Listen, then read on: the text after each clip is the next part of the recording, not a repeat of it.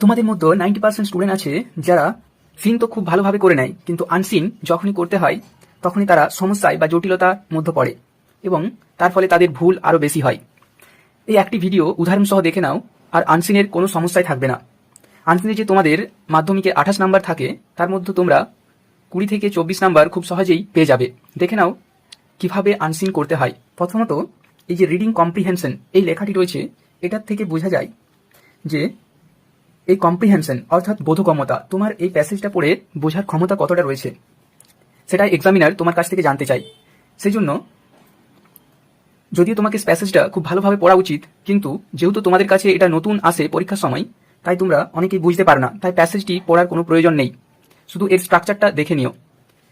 যেমন এখানে দেখো, এটা কাঠমান্ডু 30 এপ্রিল, তারপর দুটো কোলন রয়েছে, তার মানে এটা একটা রিপোর্ট রাইটিং। এই ধরনের যদি থাকে দেখে নিও, বা স্টোরি যদি হয় দেখে নিও। প্রথমে তোমরা মনে রাখবে যে কম্প্রিহেনশন বা আনসিন করার সময় এই কোশ্চেনগুলো ভালো করে দেখে নেবে। একে পড়ার কোনো প্রয়োজন নেই, যদি পড়তে পারো তাহলে খুব ভালো, যদি পড়ে বুঝতে না পারো তাহলে না বুঝাই ভালো।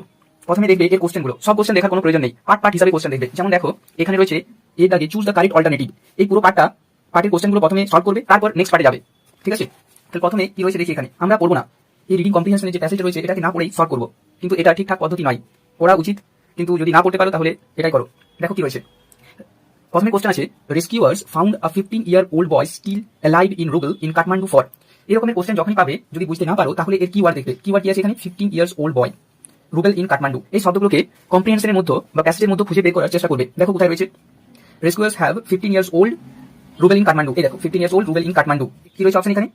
5 days, 10 days, 1 day, 2 days। এখানে দেখো 5 days, আর কোনো অপশন এখানে মিলছে না, যেহেতু এটাই, তার জন্য এক নাম্বার এটাই হবে। এরকম ভাবে তোমাদেরকে কিওয়ার্ড এইভাবে তোমাদেরকে প্রথমে কিওয়ার্ড খুঁজে বের করে নিতে হবে। তারপর দেখো কি আছে 2 নম্বরে, অ্যান্ড্রিউ অলিভরা ইজ। অ্যান্ড্রিউ অলিভরা, এখানে অ্যান্ড্রিউ অলিভরা এই নামটাকে আমরা খোঁজার চেষ্টা করবো। দেখি কোথায় আছে অ্যান্ড্রিউ অলিভরা। এই দেখো অ্যান্ড্রিউ অলিভরা। অ্যান্ড্রিউ অলিভরা খোঁজা শেষ হয়ে গেছে। দেখি এবার অপশনে কি দেওয়া রয়েছে, a cricket player, an American team leader, a politician, or none of this.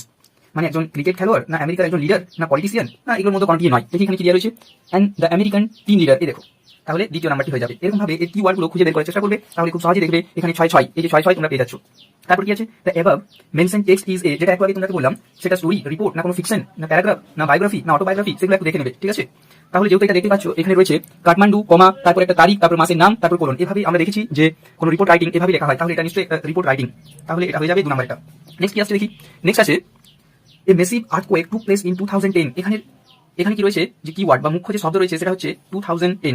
দেখি কি রয়েছে এখানে, কোথায় আছে 2010, এখানে রয়েছে, তাই তো 2010 যেহেতু এখানে আছে, তাহলে দেখি অপশন কি আছে, হাইতি, ভুটান, বাংলাদেশ, ইরাক। তাহলে এখানে পাচ্ছি আমরা যেহেতু হাইতি, তাই এটাই হবে 1 নাম্বারটাই উত্তর। ঠিক এরকম ভাবে তোমরা